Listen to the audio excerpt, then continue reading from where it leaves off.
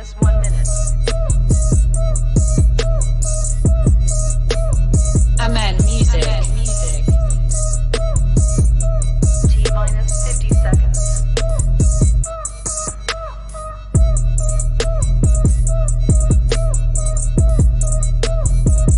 T minus 40 seconds.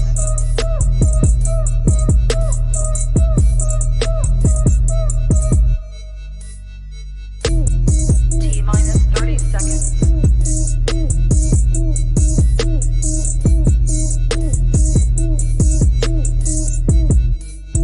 T minus 20 seconds.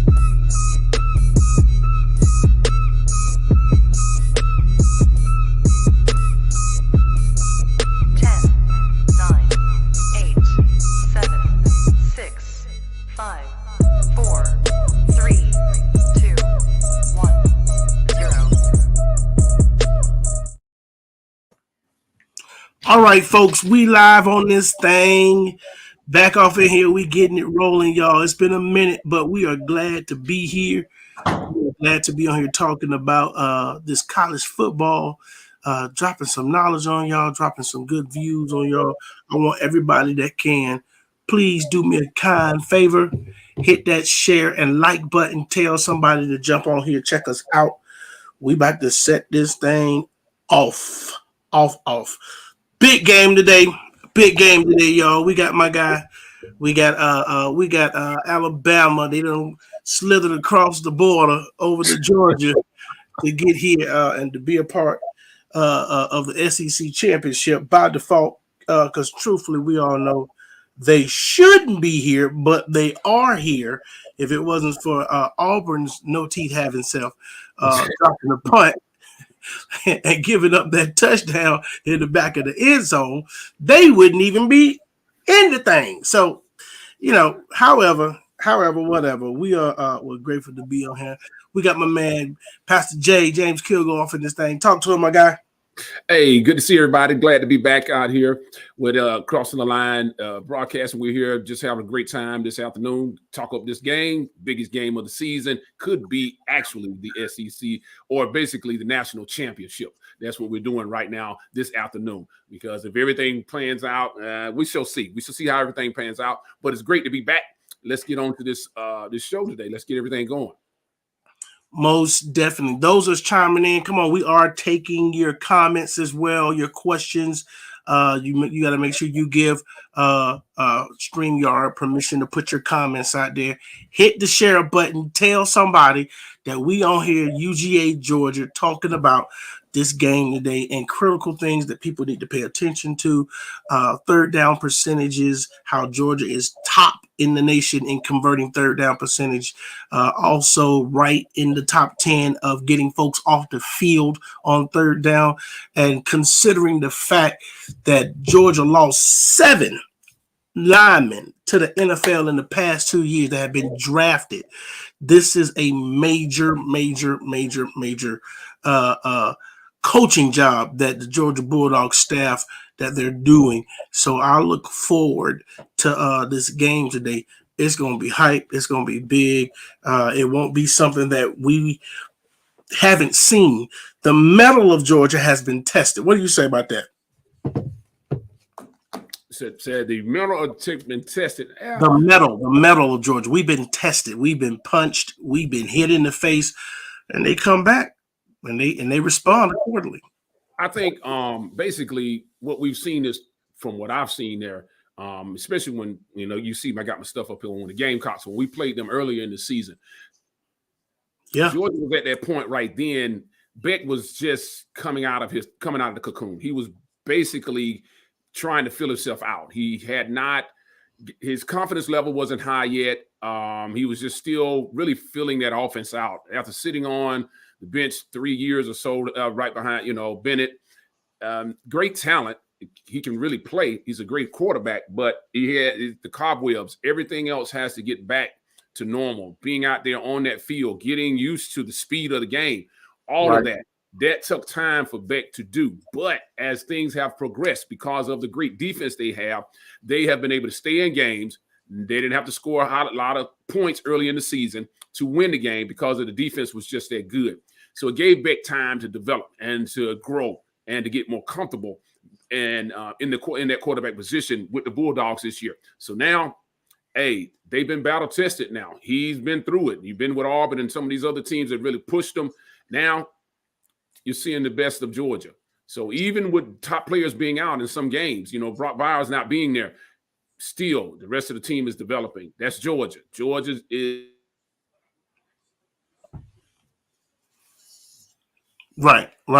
Georgia is very battle tested, And you said something that was pivotal that I've watched over the past 3 years. I thought it was something wrong with the team, but then I saw the pattern from last year up to this year, and I said, wait a minute, Kirby them is doing this on purpose. They are gradually bringing younger players and teammates along to allow them to progress and grow versus just throwing the whole playbook and everything out there. You saw Beck just start to blossom as the year went out. And a lot of people were telling me and saying that the team don't look good and this ain't right. And I said, just give it time. I said, by the time they hit November, they're going to be in stride.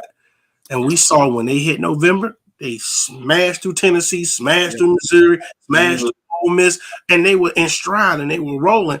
And in the midst of that, we saw their metal be tested. You ever take a metal pipe?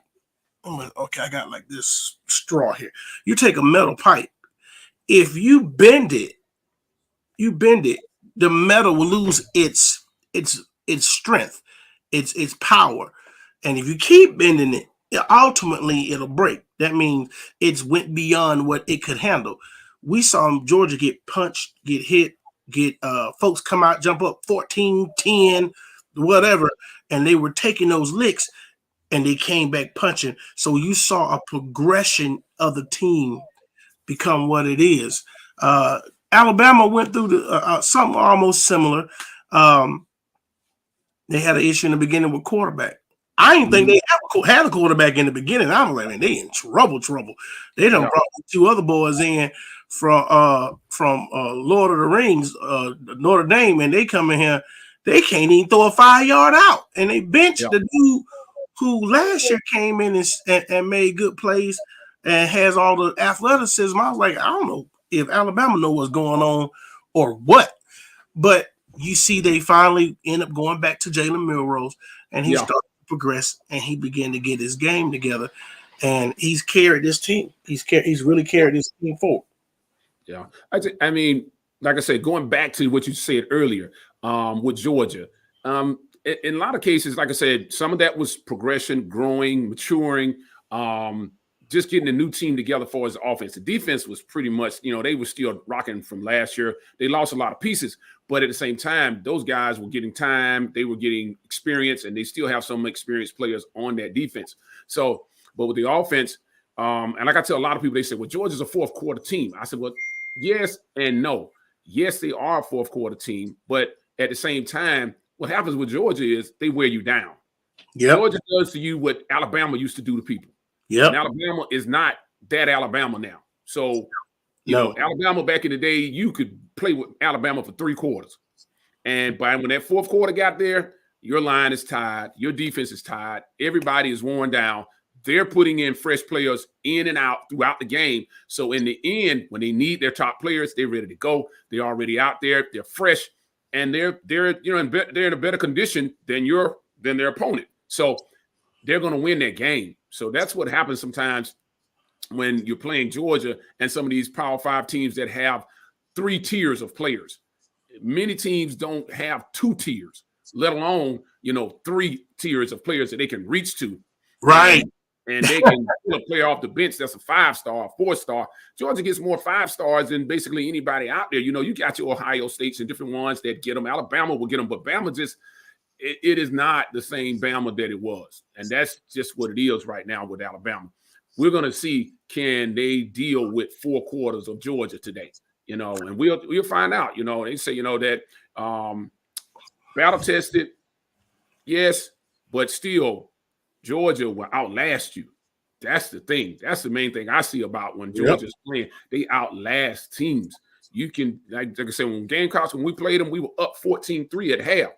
But when the third quarter came and the fourth quarter came, and everything just started turning. The trenches is where the game is won at anyway. So those trenches, those players came back with more energy. They were more fired up about what they were doing at that time, and they just had more drive. They had more in the tank left because they were able to substitute. You got to be able to sub in and sub out players throughout the game, and Georgia has the ability to do that because of their recruiting.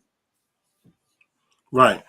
And that's the key thing. When you can just pull guys in, throw them in there, they're trained, they're prepared, they have the mental aspect that Georgia is requiring, because like you said, Georgia has become what Bama once was. They are there's a mental aspect. Not saying that Bama can't do it anymore, but more so they become what Bama once was. And the answer to that question is why is this such a different Bama? It's coaching. You got to look at what Nick lost. His greatest coach is now coaching against him. Think about that 2016 coaching staff. You had Muschamp. You had, what's the boy out of Ole Miss? Crazy. Lane Kiffin, Kirby, Dan Mullen. Who else? Dan Lanning. Yeah. Who's at Oregon. You had a slew of coaches that are now either top 15 or top 10 in the country that were once a part of that staff. And when you pull from that there's going to be a drop-off. So now what has to happen is Kirby's going to have to replenish and build back up. And I think he's doing that now with this young, because he has a really young crew of coaches that he's growing and that he's trying to pull to that level of which he once had. But his issue is his top coach, Kirby, that was in his system, is doing the same thing. Yeah. So it comes down to who's going to outcoach you. And when the student knows just as much as the teacher, I don't care what the old adage is, the student will never be better than the teacher. No, teachers get surpassed. Teachers retire. Yeah. And if you're talking retirement, even in that statement, Saban about 70 years old, he might have 5 more years left. Kirby is 47 years old, got 2 rings, and he got at least 20 more years before he walk out that thing. So he's going to ultimately just keep progressing, keep growing, and moving as a coach and as a wonder in on the coaching field. Yeah, I think as like we said, Georgia's now the Bama, what Bama used to be. But like I said, now in this last recruiting class, Bama did very well considering the players that came out of Georgia. Now you got to bring that part up. They did. Kirby missed some players. Kirby missed some players. I mean, in there, and it's just the truth of it. You look at Caleb Downs. Caleb Downs is from Georgia. He'll be playing starting at safety as a true freshman over there with Alabama this afternoon. He's leading all SEC safeties in tackles. Yep. He has 90-something tackles, a couple of interceptions, and several pass breakups, and a kickoff return that he did. So that player was the number 1 safety coming out of in the nation, and he's from Georgia, but he is in Alabama. The running back today, Haynes. I think Justice Haynes. Yeah. I think the running back from Alabama is hurt today. I don't know if he's playing or not. The one who started. He's listed as 4th string, actually. Yeah. Which is crazy to me that he's 4th string. Yeah. So I'm saying, the quarterback, the running back that was supposed to be starting for Alabama today he's playing today, though. No, he's not. Not the starting running back. He's out. So I don't know how that's going to pan out for them, but still, my point is, even with Haynes, if he's not playing today, whatever, may not see the field, but you missed out on some top players. Isaiah Bond, the wide receiver that caught the touchdown pass in that last game, that kid's from Georgia. That boy runs a 10-100. 4.3 sub, high 4.240. So there are players, and not to mention my own son, Jalen Kilgore. You I was waiting for you to say it. you missed him. So Right. key players that they've missed out on, Yeah. that have come out of Georgia, that if you're not careful, that thing could flip in the next year or two. It just depends on who's winning that battle with those offensive and defensive linemen. Who's getting those top players? Is it Bama or is it Georgia? Right. All right. You can't keep letting all them skill players slip out of there. But then if you definitely let some of those offensive and defensive linemen slip out of there, there's really going to be, we could see Bama resurging. We don't know. We shall see, and I don't know who the quarterback coach is over there, but they did a great job with the Jalen kid there. They did a great job with him, getting him prepared and getting him ready for what he's doing right now. Right. Milroy, because at the beginning of the season, Milroy, I was like, oh man, okay, they're in real trouble. Alabama's really going to need a quarterback. You lost Young's gone to the league. So now who do you have? And I'm looking at this kid, but then all of a sudden it's like, man, he just saw us coming along. He saw us coming along. He saw us developing. He saw us seeing the field like he should. And then now, to add to the point, he's already able to run the ball. Now he can throw the ball. I said, and he's big, he's huge. That's a big quarterback. Right. That could be a deciding factor in this game today. But back to my point, like I said, Kirby, they got to get that fence around Georgia like they should, because this thing could flip in some years. For right now, though, they got it. They have what Alabama used to be. But we shall see how it progresses. I'll say this to you. My dad made a statement to me about Georgia. He says Georgia doesn't recruit, it chooses. And that could be a problem as well. So in other words, he's saying Georgia's not going out of state. Give me that one, give me that one, give me that one, give me that one. But in your own state, there's a certain DNA that these boys from Georgia have. Yeah.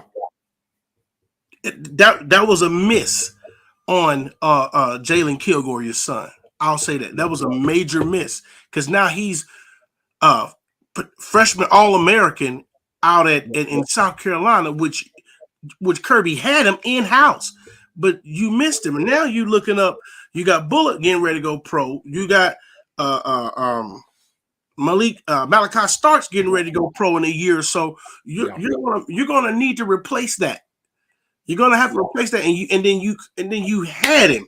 You had an All-American sitting in your lap waiting for an offer. So therefore, you're right. He has to learn to lock in what's in this state. This state, I saw a graphic. Let me see if I got it. I'm gonna put it up on here. The last 5 or 6 quarterbacks to win the NCAA college championship, they from right here. Yeah. They from right here. You talking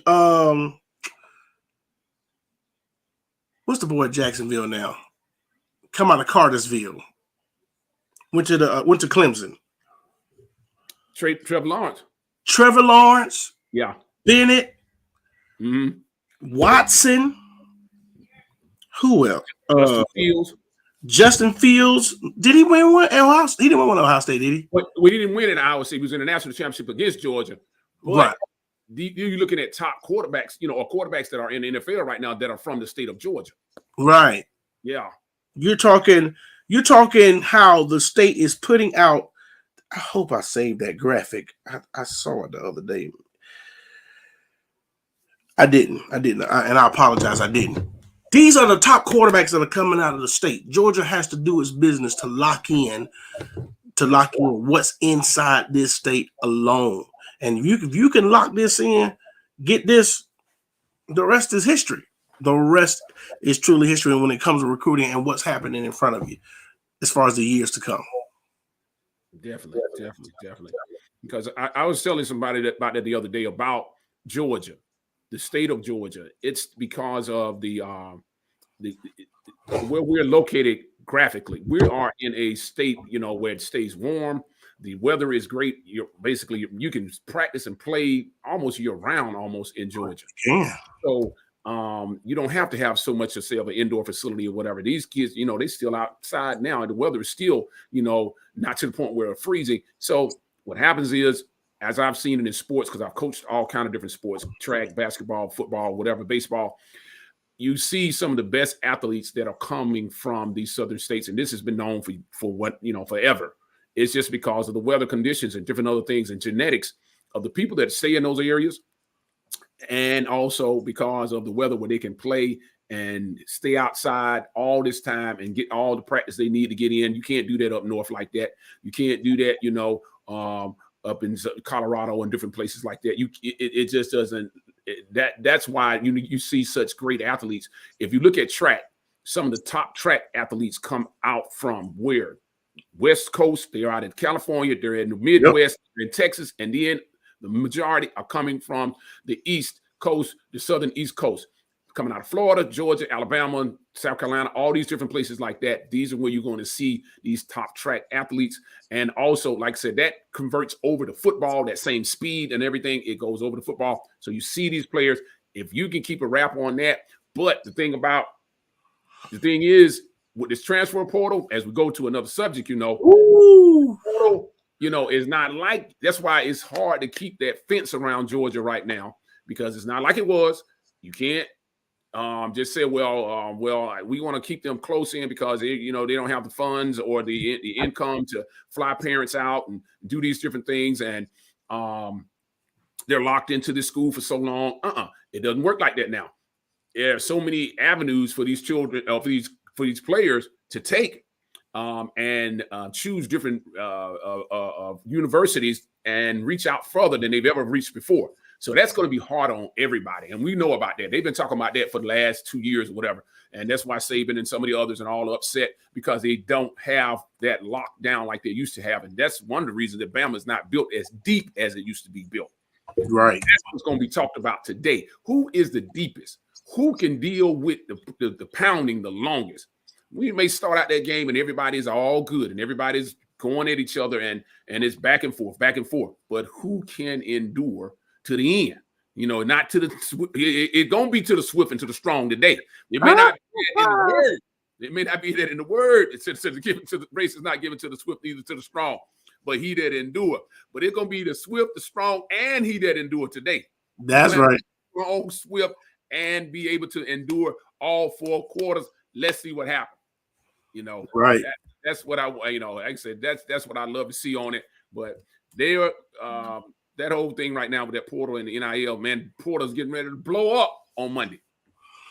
They say it's going to be crazy, Doc. They say it's going to be a storm. It's going to be just madness. And a lot of schools aren't really showing their hands because they're waiting for the portal. I'm sorry about that. They're waiting for the portal to be released. Then they'll know what to run after, where to spend their monies, where to do with it. That kid up in Washington State, the quarterback. Yeah. They say the kid got $10 million offers already. $1 million offers. That's crazy. And I think it was Matt Rule that might have said, it might have been him or someone that made a statement that quarterbacks are going for $1 million. Yeah. Bidding war. Who's gonna get it? Who's gonna do what? That's where it's at. The quarterbacks, as far as the NIL deals, NIL collectives, basically such it's around that number. So, the thing is, do you have those type of funds, and the thing is, even if you can get that guy, they have the options. There's so many options out there now for these players. Maybe you may have the money, but I don't want to play for that team because you don't have the wide receivers or the line. So right. Go to that school. I can just, maybe I'll go to this other school. Maybe I'll go to the one that fits for me. Wide receivers and different ones are looking at all of this now because they have the options. They look at it and say, well, all right, we may not have a quarterback that I need to help me to make it to the NFL. So I'm not going to that school. I'm leaving this school to go to this other school. And then because if they got the money, but who has the best pathway? Where is the best pathway for me to still reach my dream? So there's just so much that's involved with that. And we're going to find out in between Kirby and Saban who's the best at, retaining those players, who's best at recruiting, who's the best at raising those funds. Because you can't just be a coach right now. You got to be a person that can go raise funds. You got to be able to talk to these donors. You got to be able to talk to marketer, salesman, recruiter, daddy, uncle, rabbi, priest. You got to do it all. I mean, they've been that in the past, but now you got to put it to, it's got to be like, it's got to be on turbo now. You know, you've had to recruit before. Now, man, you got to recruit. You're not getting any sleep. You're in a plane, you going somewhere every day trying to make sure that you lock down those players to keep your program at the top pedestal where it's at. And that's what it's going to take. But they see the good thing about for Kirby and them, they live in the states, or they're near the states where most of those players are at.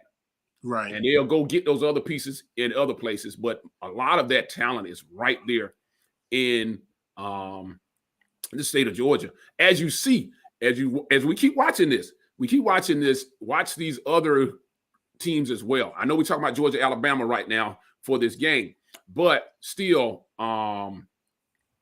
we are still looking at some of these interstate teams. Keep watching Georgia State. Keep watching Georgia Southern. Keep watching Kennesaw State. All these teams, those players that are not going to those other top schools, they are still going to those schools there. And those schools look at their records and look at what they're doing in the past couple of years here. Because Kennesaw State is getting ready to step into they're getting ready to go FBS, I think it is. They're coming out of that where they're at. So, and Georgia Southern was already there. Georgia State's there. Those teams are growing and getting better and better because of the just overload of talent that's in these other states. So, and you check their rosters, which I have. You look on there and you'll see a lot of those kids, 80% of the kids are from Georgia, Alabama, Florida, somewhere around there, and those coaches have still, they got the NIL collective. You wouldn't even believe it. At Georgia State, the players are getting they getting paid too. So Georgia State got money. This is in the heart of downtown Atlanta. They got money. I was like, man, they paying what? Okay. Oh, they taking care of people too. So it's amazing, to sit back and watch how all this develops, because as you look at it, really in the ACC, look at the top 25, the AP poll for this year. Look how many ACC teams are in there right now, and teams that they were not usually there. That's because of that portal, NIL, all of that is changing the platform. It's changing, what we usually see. And as far as these top teams and things, Georgia and Alabama, that's great today. We're going to see that.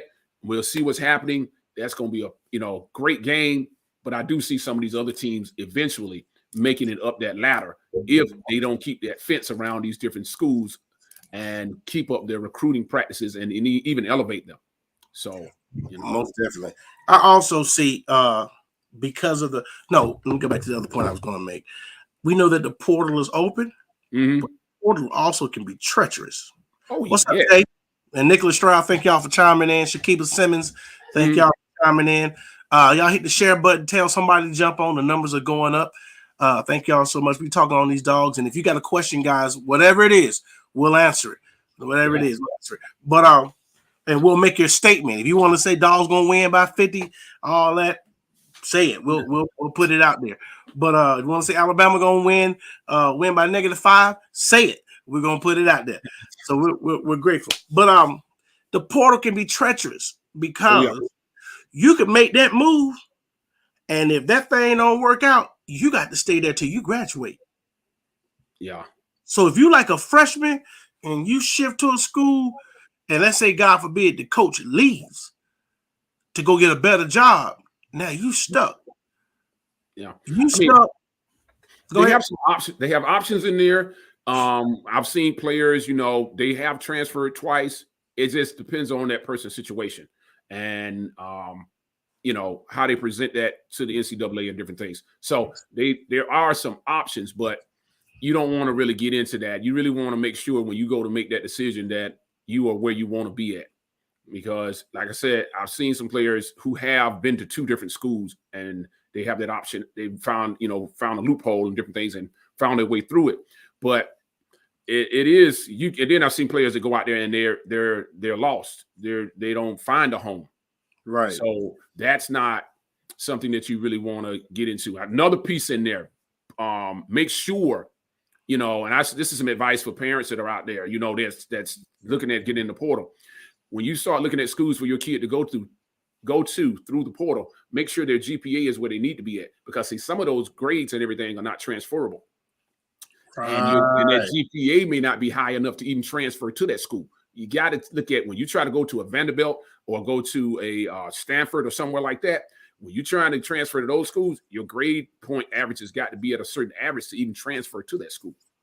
So you got to just weigh in on all of that. You got to. It's so many bases that have to be covered before you make that move.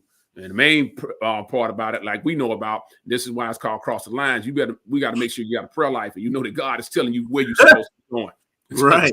Because let the Lord lead you, and you pray and put some major prayer on it, fasting, praying, lay back, and give it to the Lord. Find out where is going to be a good fit for your kid, because at the end of the day, their mental state of your child as they go to these different colleges, it's very important. It's going to determine. It will determine what they do in the classroom. It will determine what they do on the field. It will even determine how their health goes. Because if they're in a place where their mind is not at peace and they don't see the support and growth that they're looking for, and they don't see the opportunities, that mental battle begins to happen. And then you see a lot of children and a lot of guys end up giving up or quitting, and that's where they want to transfer and try to find something better. But when you go there, make sure it's a fit. Make sure it's a fit. Right. Well, and that's even, this show is for you all that are just chiming in. We're a Christian-based sports show. It's called Across the Lines.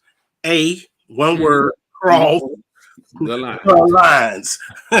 So it's not across the line ESPN. I ain't trying to get no copyright infringement with them. It's two different things. But we do speak the word, and we do encourage young people with God's word to see God. And the word says for us to acknowledge him. First, it tells us not to lean to our own understanding, for us to acknowledge him in all of our ways, and he will direct our path. And none of us want our kids to make the wrong decision. That's why we go to the word. God is not the author of confusion. He ain't going to put you in nothing that you ain't supposed to be in. And even if he put you in something that seems like it's a little rough, then he's allowing you to be made. He's trying you. He's testing you. There's another scripture that says, thinking not strange concerning fiery trials, which are to try us as though some strange things are happening unto us. So we are encouraging young people to really pray about what you do. Pray about which way you're going to go, because God ain't going to lead you astray. He's not going to have you go into something that you can't get out of it. And God ain't going to have you in a mess that's going to ultimately hurt your life. Got some questions that came in from Jay Kilgore. He might be related. I tell y'all, Kilgore is related to everybody.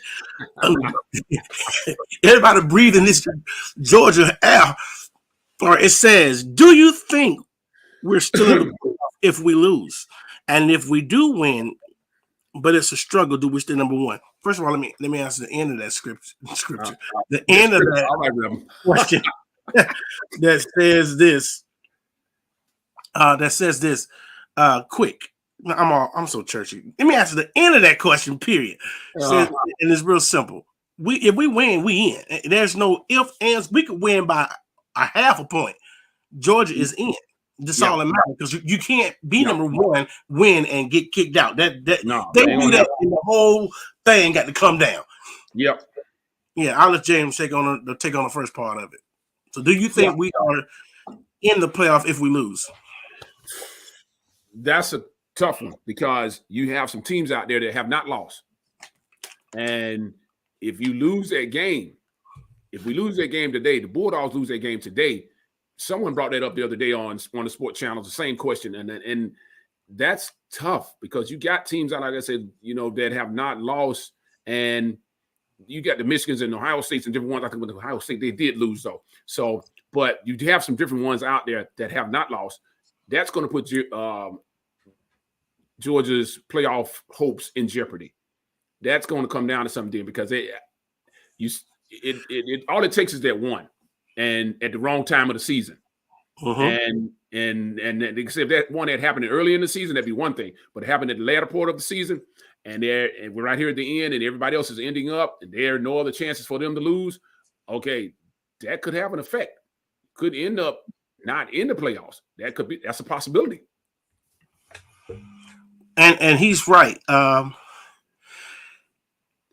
Georgia, if Georgia was to lose today, it would take a loss by Michigan.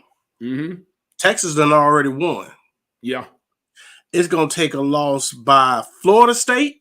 Yep. That's the only way. Michigan got to lose. Florida State got to lose for Georgia to get in with a loss. Because at that point, it would become Washington, Texas, Alabama, Georgia. Yeah. That's how that would be the four. That's the only way. Michigan and Ohio and Florida State both have to lose in order for Georgia to slide up in there. Yeah. That's why you handle your business on the field. I learned this. I heard this statement from the great Coach McCrary, which is James' old high school basketball coach. Yeah. He said this: when you play, you got to beat them and the refs. Don't leave no doubt. Yeah. He said, you don't let the refs decide the game, and you don't let a fluke play decide the game. He said you got to beat the team, beat the refs. In other words, when he says beat the refs, you beat the team so bad the refs can't say nothing. They can't say nothing. If they make a bad call, it don't make a difference. We already up by 14. That's right. By, 3 touchdowns. So if you give up a touchdown, we still good. So you already know when you go there. The good thing about for Georgia today, we're at home. You might as well say Mercedes-Benz Stadium might as well be between the hedges, basically, because we are at home. So the home field advantage is to us today. So I don't know how the referee's going to sway with that. You know how that go. You know, we'll see how that happens. But still, we're at home. Fan base should be bigger and larger for us today. Let's see what can happen for Georgia today. But like I said, if they lose that game, you just got those teams out there, like I said, Washington and Florida and Florida State. And I mean, you know, because people will have arguments. I mean, you got Oregon still sitting there, Ohio State still sitting there, Texas. I mean, they got, you know, we got one loss, they got one loss, but, you know, Georgia was ranked number 1. So if it came down to that, I think that we should get that flip of the coin now. You know, we should get that. We would. Get that. So Oregon doesn't have a dog in the fight because they've lost twice to Washington. Yeah. They've done. Ohio State didn't even play in the conference championship. Yeah. They done. So it would take Michigan and Florida State for us to lose for us to get in. Yeah. Because I think I said that argument. I don't know. You know, we'd see how that would go, but you know how that go. Georgia would still slip in there if it was those teams. Like he's, Bro Tom, that he's right about that. They would still be in there, but still, they don't need it. Georgia has really more to lose today than Bama does. Yep. Because if Bama lose, you know, it just be what it was last year. You know, they won't be in the playoffs. You know, but Georgia is a 2-time national champs coming back. They have, you know, this is what we're trying to prove, that, you know, this is the new dynasty. This is what it's going to be. And just put the nail in the coffin and be done with it. So, but Georgia today, we shall see. We shall see how all that goes. Because, like I said, there are some key players on that Bama team. If they don't get their hands on those people and lock those individuals down, I'm afraid or weary of that quarterback. That's what I'm looking at. Because when I really look at who is the better quarterback, yes, Beck got more yards and everything. But if that pocket collapse, that other quarterback, Milroy, he's got more capabilities, way more. That boy can fly. Let's just say it right. He can fly. Yeah. Like Mike Big fly. Pew! Yeah, I'm telling you, you run out there trying to tackle him. Oh, it gonna be a problem, you know, because he can drop that shoulder on you. So that's why I say I basically an advantage to Alabama at that position. But if we're talking about the entire team, we segue over to mismatches. Go ahead, we in there. Yeah, we segue right on mismatches. I would say, like I said, as far as the lines, let's just go down the list. Let's just say, you know, linemen. That's going to be a battle. I think Georgia wins that battle because they have more reserves. That's one, just like we were saying earlier. If we go to running backs, I think Georgia wins that battle because, like I said, Bama, their number one running back, he's out. So wide receivers, I got to go. If we're talking Brock Byers, tight end, he's the number one there. But if we're talking about speed for as wideouts, we got to go with Bama. We got to go with Bama. They, with Isaiah Bond and those other guys, the boys can fly. The Georgia defensive backs, they're going to have to be on their job. They're going to have to be really paying attention to what's happening in their game. Because if you blink, one of them boys going by you. I personally have seen Isaiah Bond run. And when Jalen used to run against him in track season, and it was Isaiah Bond, Michael Thurman, and Jalen Kilgore. Those were the three at the state championship when they were coming through Rick. And Isaiah would go out there and set the record the year before because he was a year older than Jalen. Then Jalen would come back the next year and miss the record by like 100th of a second.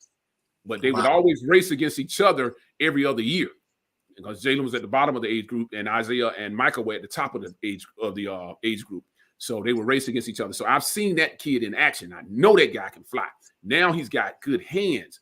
And that's what I've been watching here as he's been growing, as he's progressed, as he's been at Alabama. His hands have gotten a whole lot better. His routes have gotten better. So one mistake, you look wrong and you take a misstep as a DB if you want to. Bama got the ups for his wide receivers. Now, if we're going down as far as the kicking game, all of that, I would say is about even. And then linebackers, I'm going with Georgia. Secondary, I'm still going with Georgia. So if we're talking defense, Georgia, they're supposed to win the game. But so we just gotta. I don't know the person's name because it just says Facebook user on our side because you got to give Facebook. You got whoever this is. You got to give StreamYard permission to put your information out. But he says number 6 will need help. He's talking about Everett for Georgia. He will. Every team has picked on Everett this year. Okay. Oh, yeah. Every team. So what's going to have to happen is he has to have Malachi Starks over the top. Yeah. He got to. And then what you can do is if you want to bring Javon into the box or to roam around, then you can do that. But Everett got to – and they actually benched Everett and brought in that kid Humphrey, number 12, but he got hurt. Yeah. He's a big, long, rangy. Oh, it's Will. It's Big Will. I got you, Will. Thank you, so. Thank you, bro. Thank you, bro. See, the thing is, I've seen this. I've seen them sitting and watching this because both of my sons play in the secondary. You're going to get put in them one-on-ones. Because that offensive coordinator on the other side, once he already know that's your weakness. So he going to design a play. You're not going to have no over-the-top help. He going to make sure you don't have over-the-top help. Because he's gonna put enough people put enough people out there at the wide receiver positions. That man gonna have to step down. Somebody gonna have to cover them flats. So, you're gonna have to step up and do what you got to do. And when that happens, you can't do that all the time. You can't keep playing like that all the time. Because if you got the right pressure on the quarterback, that's when he's gonna get sacked anyway. Because you don't have a running back there to make the blocks. That's what I'm talking about. When they run, the quarterback gets back there and they say, well, we have nobody back here. It's just the quarterback in the set. Everybody's out running routes. Okay. But you can't live like that because if they start blitzing you or if your line cannot hold those linebackers and different ones that are coming, those ends that are coming around, then you're going to get sacked. And then that's going to, it's going to put you back where you don't want to be. So you can't live on that. But they can call a play, though. They could be running that ball 2 or 3 times, then call this play. We're going to run this play. And this man, he's going to be put in a one-on-one situation. Okay, what you going to do? And also with shifts and formation. They'll wiggle that formation till they got that joke. It's just like basketball. You be switching. Now you got the matchup you want. It like I said, you won't get it all the time, but it will come. But how close is the game at that time? And that person gets open. Hey, that could be ball game. See, these games like this could come down, turnovers, just field position. All of this is going to determine this game today. It won't be, I don't believe somebody that just going there. I'd be surprised if I see somebody dominate another team. If Georgia going there and dominate them, okay, hey, we on a whole nother level then. I mean, it just, that's crazy. But I don't know about that. So, we shall see. Because Georgia made me feel funny when they played Georgia Tech. So, hey, I mean, wait a minute now. I know this supposed to be in-state rivalry and all that and stuff, but man, that's Georgia Tech. We supposed to be stomping these folks. That's what Javon said that on his interview. And he told me, he said, man, we just did not play like we should have played. Bullock said, we just didn't play like we should have played. We should have played better than that. Well, also, Georgia had about 4 to 5 starters out. Yeah. And looking at the offense of plays, Bobo didn't call a super aggressive game either. It was more like, let's get out. The feel I got was, let's get out of this healthy. Yeah. They didn't play Brock. They didn't play Ladd. They didn't play the other Tate Ratledge. They didn't play any of those folks. So I just felt like they took a conservative approach to Georgia Tech. Not that Georgia Tech. You can't sleep on nobody, but to me, they did enough just to get out the game, to do a convincing win and get out the game. That's what I got from the Georgia and Georgia Tech rivalry game. Unlike Alabama, who should have lost that 8 ways to Sunday. My God. Yeah, but so, like I said, that was a telltale on some things. I mean, it's like you won't know if people can, what's really going to happen. Like, say, till you run up on those certain teams, and I was like, "Oh, come on, Bama, Auburn, now y'all, that wasn't supposed to happen like that." So it's going to be very interesting to see what happens though. Today, can they, because it's Georgia, will they raise? I know they're going to raise it up to another level, but how high will they raise it, and how long can they sustain that? And then at the other time, and then Georgia at the other end, Georgia's going to raise their game up. So hey, it's on. Well, if Georgia comes out there, 2 things, and I know we coming toward the mark. We'll start by 3:45, so everybody can have opportunity to watch the game, get ready. Yeah. If Georgia comes out there and establish that run, Alabama in trouble. Yeah. Oh yeah. Real trouble, because they gonna pound the ball down their throat. And Milton, I in the beginning I was like, Milton gonna be this, and then I was like, I don't know what he gonna do. Now he's got a footprint out there and he's running that rock. So I'm glad to see him in stride and Dejan do his thing every game. So I look forward to see if the run game is established. Other mismatches. Mm-hmm. I want to go back to quarterback. This is what I've stated. That boy, I heard Kirby say this, and I agree with him. He's different than what we've seen. He's more, when he gets the ball in his hand, he's a running back. He's physical, he's tough, he's all that. But so this is where oh Lord, here go co-pastor Goggins. She's made it in. She's on here. What's all the noise on here? This is everybody just pause. This is the greatest Bama fan I know. She's diehard. She's a student of Nick Saban. She's colored all his coloring books, read all his books. She's done all that stuff. So you can ask some questions whenever. Just throw your question up there, Pastor Goggins and co-pastor Goggins, and we will answer whatever question you have, ma'am, with respect and honor, because I'm not gonna and Pastor Kilgore won't say anything crazy. I'm gonna try not to. Back to this quarterback. Back to this quarterback. Look at him against quarterback. You have to do 2 things with this boy. He's excellent on the deep ball, and he's excellent running the ball. So let's do this. We gonna do like Alabama and everybody else that put you in a bind. We're gonna take away the deep ball. We're gonna keep them safeties deep, and then we're gonna make sure that when we rush you, we don't rush upfield. We're gonna contain you and make you beat us from 5 to 30 yards side. You got to drop balls. We're gonna make you drop dimes out there. We're gonna see how well you're reading that defense. And from last I checked, he ain't going through 2nd and 3rd progressions. He moving.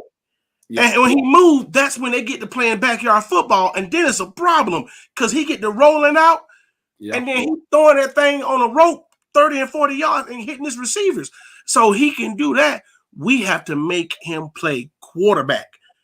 Yeah. And But that's, see, and that's and like you said, the main thing is containment. Containment. If the ends and whoever else they have assigned to him today, let him move the pocket to where he wants to move the pocket, that's going to be a problem.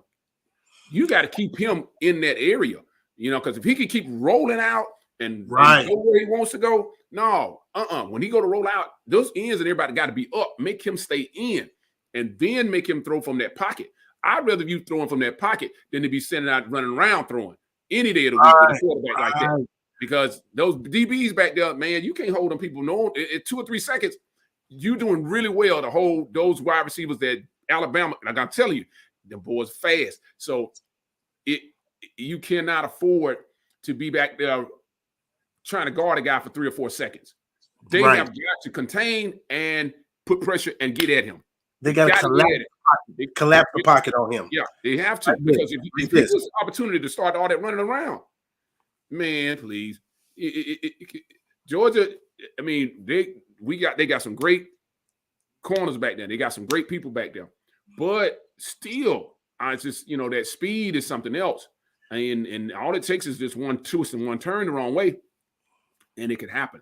Javon them back there, that's my kid there. That's my guy. And I know they're gonna do everything they can do to knock that down, and to be on top of those plays. But you can't leave them out there on that island for no 3 and 4 seconds like that. I don't care who you are. It doesn't make a difference. Nobody can hold them people that long. Look at her question. Co-Pastor Goggins says, do you believe Kirby has the same game plan as you? I don't think there's another game plan to throw at him. If you blitz him and he escaped the blitz, you in trouble. If you go man coverage and everyone shoots downfield and you don't contain him, you in trouble. Yeah. It's only one thing you could do. You got to have quality bookends that can get upfield and collapse a pocket around that kid. It's the Michael Vick rule.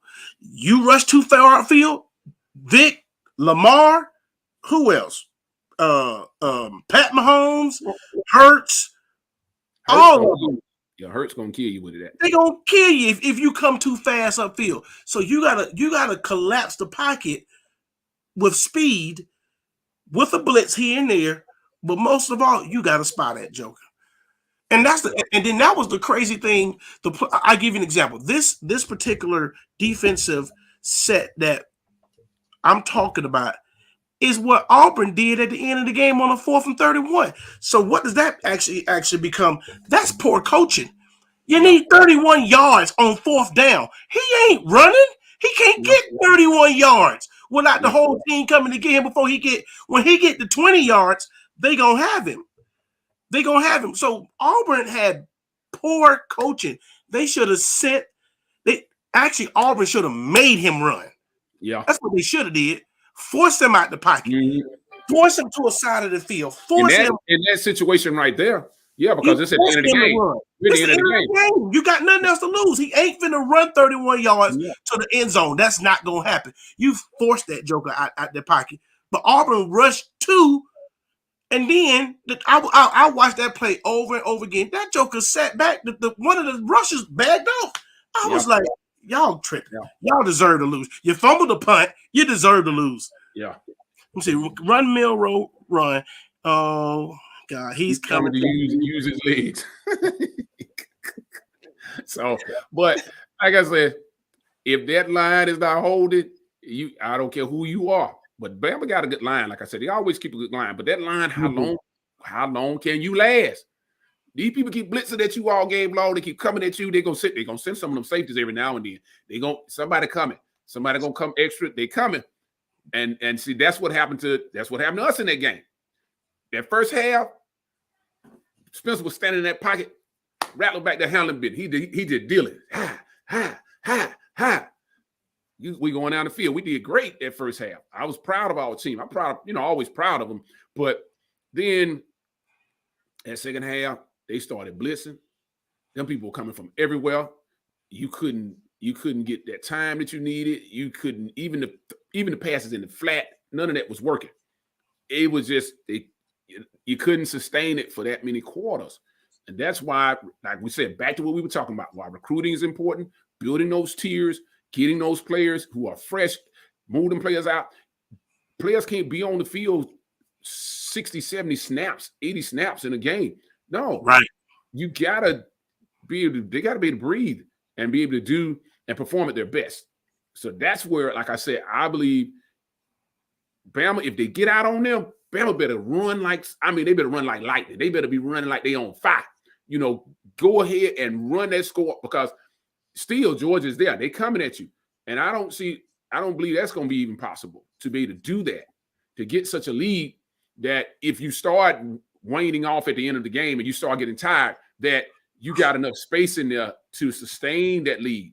We up by 2 touchdowns. If we give up a touchdown, then we're all right. We up by 17 or whatever. We give a touchdown, we still got this field goal, whatever. But you don't have enough. If they don't have enough space in there, they're gonna catch you. Georgia gonna come at you. So I just think they're gonna wear them down. And I'm with you. That's why I told you Georgia's mettle has been tested this year. And everyone says, y'all ain't played nobody. Y'all ain't played nobody. Wait. Everybody we played punched us. They gave us let me tell you. So let me flip this back over for the various ones that said y'all ain't played them. And pretty much it was the Alabama fans, Co-Pastor Goggin, her husband, and various ones. They said it. But this is what you have to understand. We are walking the same road Alabama walked when people were getting on them 3-4 years ago saying, y'all don't play nobody. Y'all don't play nobody. The people that Alabama played gave them their best shot. Yeah. People gave us their best shot and punched us in the mouth. I'm talking, we seen stuff happen. We was like, what in the world? How are these folks doing this? And it's because they played Georgia. They got up for us. A team will get up for you in that first quarter and you will see their best game. And you'll be like, these folks ain't that good. But in that first quarter, them boys out there fighting with everything they got. Yeah. And what happened? We coming. Bam. And that's the medal that we're standing on. We have the same medal. And let me say this to all these okay, Willie said we make Milroy a pocket pass, so That's your best bet. That's your best bet. You're right, Will. You're right. And I'm gonna say this: this team, this Alabama team, or Alabama fans, when Georgia was losing, and someone made this statement: Alabama has beat Georgia every year in the dome. We own y'all. We did blah blah blah. I said, okay. When we lost, Jane, I never blamed Alabama. I never shot at them. Most Georgia fans never shot at Alabama. You know who Georgia fans pointed the finger at? Ourselves. Go back to 2016 when Dominic Sanders, and I can't remember the other cornerback, blew their assignment on cover 2.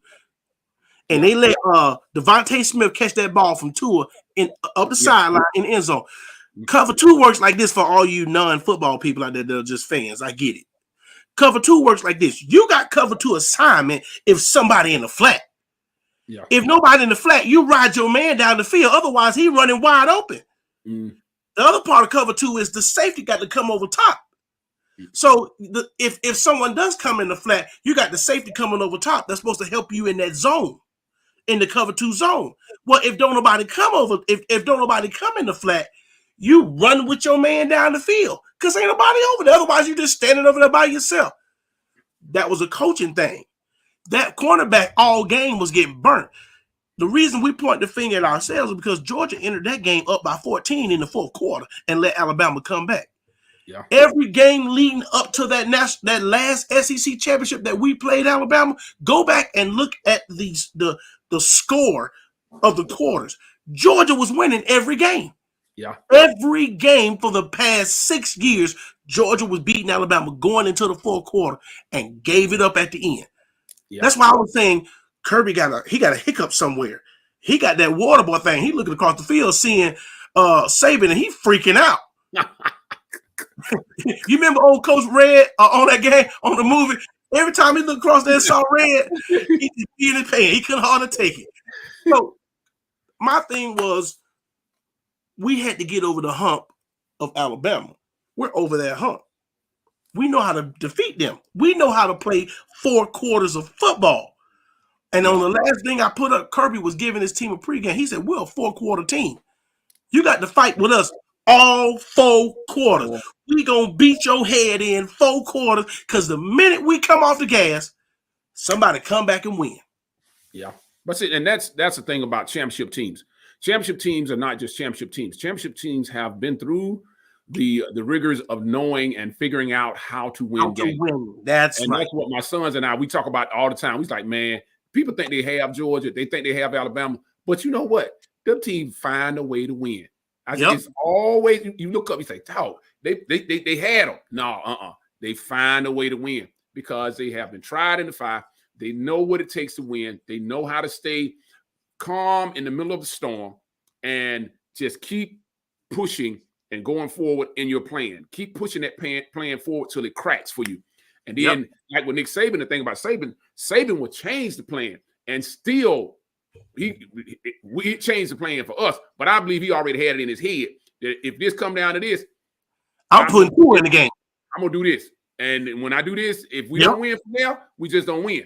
But I got this on my plate. You know, I got this in my reserves here. And I'm sitting there waiting on this to happen. If we don't win with what we got, right, I'm willing enough to go in here and make the changes that need to be taken to win a championship. And that's the thing about championship coaches.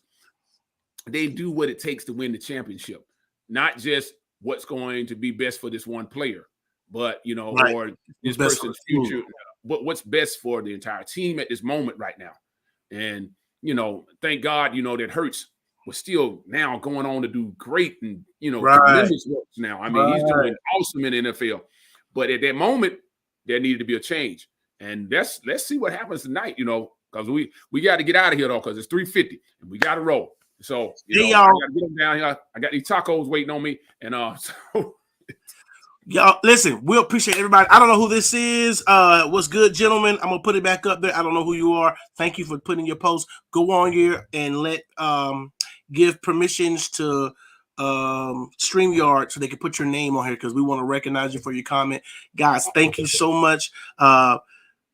This will be a big game, Will. Steak and potatoes game. Big boy football today. Y'all watch this game. Hey, love you guys. We're going to be back on here. We're going to set this thing up. I can't wait to Cole Pastor get on here. She really does have a wealth of knowledge. And listen, this is not a male chauvinistic show. We actually have another young lady that was supposed to be in with us named Sharonda, but she's actually enlisted in the military. She's a chaplain. So it was her Saturday to be on for our army, our armed forces. So she wasn't able to join us. And I can't wait to get both of those ladies on here with me and James and a couple other people. We're going to rock this thing. We're going to blow this show up. 2024 is about blowing up content, putting out stuff, spreading the good news, telling folks that you could be saved, enjoy sports, keeping things in moderation, and enjoy the Lord, and most of all, letting Christ lead your life. You all be blessed. Let's go watch these dogs. Love y'all. Peace. We out. We out. Yeah.